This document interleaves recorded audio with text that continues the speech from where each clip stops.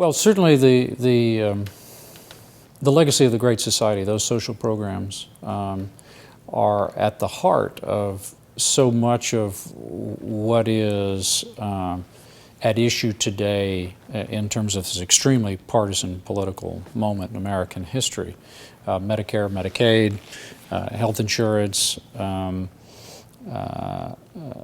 mean, one could go on and on. Model cities, urban development, health and human services, housing, clean air and water, Head Start. I mean, really, you have to. I mean, it's kind of staggering to think about it. But I believe in the first term there were 116 bills passed. I mean, that's a legacy that's just, you know, you think about today where here we had to struggle to pass. To repass or a bill against sexual violence, and what an ordeal it was to get that passed. You know,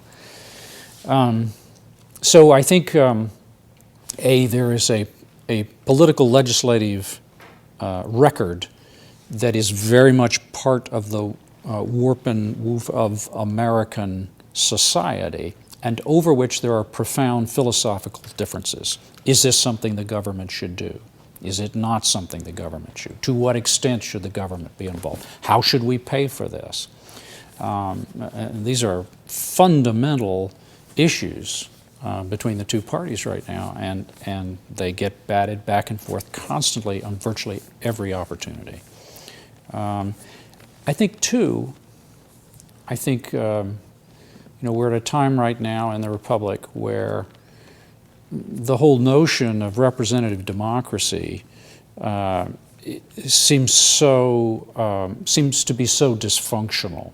It seems to be so gummed up by an increasingly rancorous partisan politics that I think people look back at this period where both parties weren't monoliths. There was actually a liberal wing of the Republican Party, not just a conservative wing, and there was a very liberal wing of the Democratic Party as well as a very conservative wing. And it was not unusual for people to cross the aisle, and it was not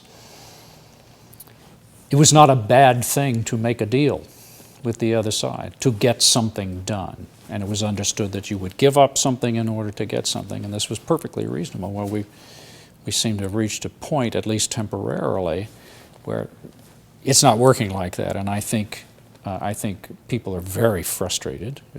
Congress's public approval ratings are at an historic low. I think 15% approval, 17% approval, shocking, just staggering amount, and that's why.